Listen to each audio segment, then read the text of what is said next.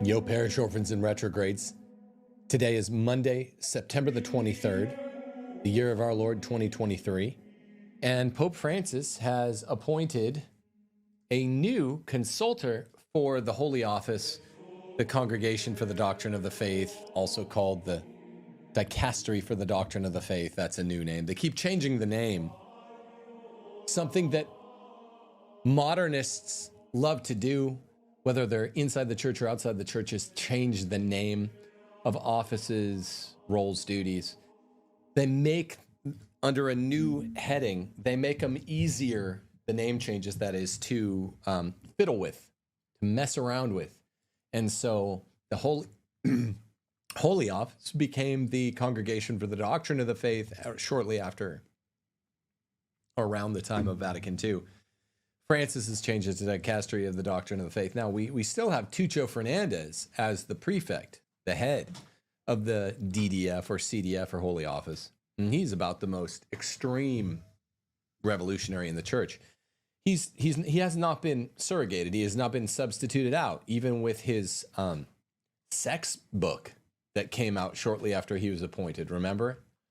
He has a sex book sharing experiences that are basically a phobophiliac, if I'm remembering correctly. A phobophiliac sexual encounters being recorded laudably with our Lord. I mean, it's just too strange to write if you're a fiction writer. It's a clown world. So Tucho Fernandez, the renegade who has helped all of the doctrinal revolution, is still the prefect of the DDF. The new appointment as consultor to the DDF is Father Maurizio Chiodi. I'm reading Edward Penton's tweet. Chiodi has been appointed today a consultor to the Dicastery of the Doctrine of the Faith. Here's an article I wrote on Professor Chiodi for NC Register in 2019. I remember Chiodi. I've followed his career loosely, and it's just so clear what Francis is trying to do. It's amazing because critics of the Pope's critics, who have been really quiet lately because they just have no ground left to stand on. They're painted into a moral corner of the room. They have nowhere left to go, the Pope's splainers. They're all abandoning that corner of the room and just getting paint on their feet by dashing through the paint out of the room. They used to say that we're stretching these, the critics of the Pope. It's absurd. It's absurd. Listen to who Chiodi is. This is a Penton article from the National Catholic Register, September the 13th, 2019, almost the anniversary. We're just 10 days past the 5-year anniversary of Penton. I love Ed Penton, great dude. He's a friend of mine, and I love his work. I've always loved his work over the last 11 or 12 years. Listen to what he writes 5 years ago in 10 days. New JP2 Institute professors question church orthodoxy on homosapienism and contraception. Father Maurizio Chiodi and Father Pier Davide Juenzi currently teach moral theology at the University of Northern Italy in Milan and are both known for questioning of moral absolutes. The latest developments in what has increasingly become viewed as both a purge and a revolution, of the Pontifical JP2 Institute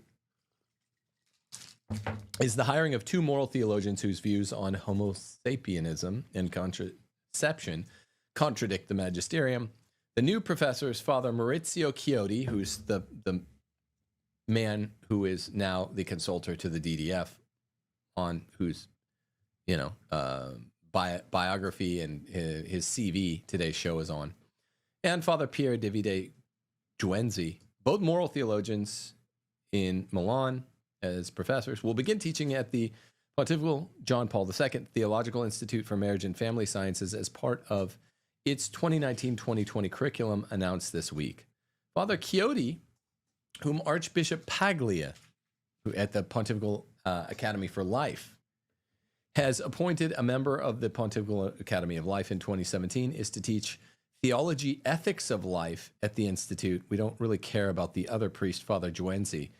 let me, in a moment's time, give you the views which are subversive of Father Chiodi. So who is this Father Chiodi? He gave a controversial 2017 lecture in Rome on none other than Humanae Vitae, Paul VI's document, which mostly defended the view of, life against contraception in 1967.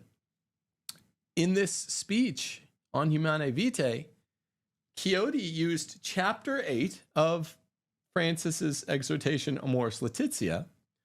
Chapter 8 is the famous one that allows communion for the civilly divorced and remarried to receive communion, which is heresy, without going to confession or anything, without breaking up with their adulterous second union.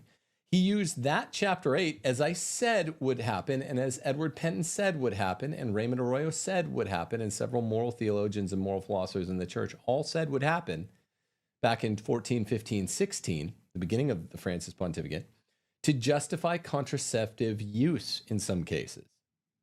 So that's a 2017 lecture. I think you can go find it online, where he says, look, we can do contraception based on chapter 8 of Amoris Laetitia if Amoris Laetitia's chapter 8 allows civilly remarried divorcees to, without breaking up with their concubines, their adulterous second unions, if they can keep having adulterous sex and still be regularly receiving the Eucharist, well, they can do that.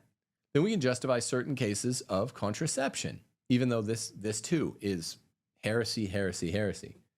This guy, Father Chiodi, who gave this talk about 7 years ago in Rome, is now the consultor to the doctrinal office.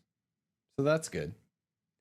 More recently, according to this Edward Penton's NCR article that I'm reading from, Chiodi gave an interview to the Italian bishop's newspaper Avvenire, in which he asserted that while each Homo sapien person is called to chastity, under certain conditions and depending on circumstances, Homo sapien relationships can be the most fruitful way for SSA persons to enjoy good relations.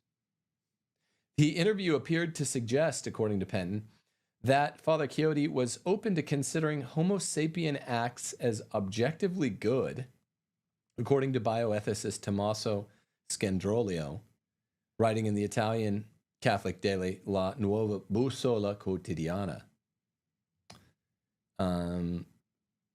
So, wow. Fathers Chiodi, and together with this other priest in Penton's article, Juenzi, are two of 8 new lecturers. They were new, 5 years ago, to be hired by the Institute at the beginning of the fall semester of the year 4 or 5 years ago, all of them Italian, while other incumbent professors, including Polish philosophy professor Stanislav Grigiel, a close friend of JP2, have been sidelined or given their marching orders. Grigiel says he believes the Institute is being destroyed and that JP2's anthropological teaching replaced by sociological and psychological meanderings.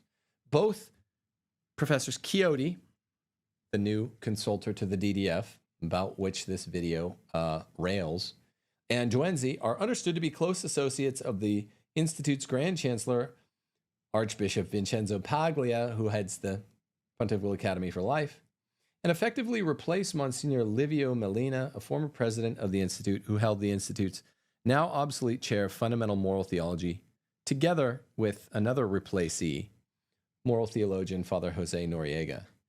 The removal, okay, so then it's kind of specific to what was going on back then, but you see that according to Penton, facts, not speculation, should rule out Father Maurizio Chiodi as consultor to the dicastery of the doctrine of the faith. This is, of course, if Francis wanted the Holy Office, the DDF, to do what the DDF is supposed to do, to hold the line on moral teachings and faith teachings, rather than to capitulate to the modernists and those who hate the Catholic Church on such teachings, because he is a person who has never held the line. He is one of the assailants against the moral and the moral teachings of morals and faith.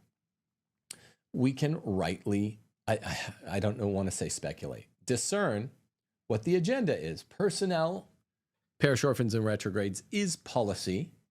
And because personnel is policy, we know that when I saw this tweet, Father Chiodi appointed as consultor to the DDF right in time for the October Synod on Synodality. There's been more whisperings about this long-standing issue of artificial contraception. The renegades in the church have been mad ever since Paul VI barely held the line on it in his 1967 document, Humanae Vitae. And they've been, ever since 67, 68, whenever that document came out, a lot of this is just from memory. It might be 68, actually. They've been mad. They want contraception. They want Homo sapien acts to be considered good. Remember, in the twin synods, which led to Amoris Laetitia, which was in 2016, the twin synods on the family in 14 and 15, October 14, October 15. In the first program,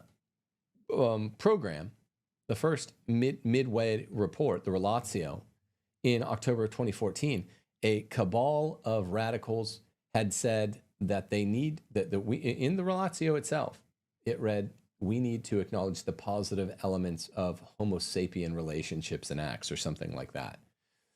The positive elements. It's like saying we need to recognize the positive elements in murder, or, I don't know, pick your poison. That's not how it works. So Chiodi might or might not have, I meant to double check this before I went live. Chiodi might or might not have been associated with the first and second synod on the family. Sorry, I meant to check that for you. But the point is, he's been associated with Francis for a long time, and is definitely a renegade in the church. He wants contraceptive use. Remember, Francis, right 2 little months before Amoris Laetitia was published in April of 2016, in February of 2016, under the auspices of the Zika virus, Pope Francis said clearly and bluntly that use of condoms is permissible because of Zika virus. And then the Pope-splainers started Pope-splaining. This is 8 years ago, over 8 years ago, 8.5. And I called and interrupted one of the Pope-splainer shows, and Chris Albert's show, and he got Patrick Madrid on the line. They're like, what do we do?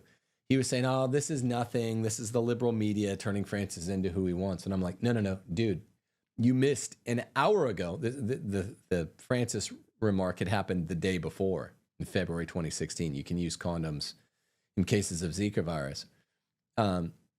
The Vatican spokesman, was it Lombardi at that point?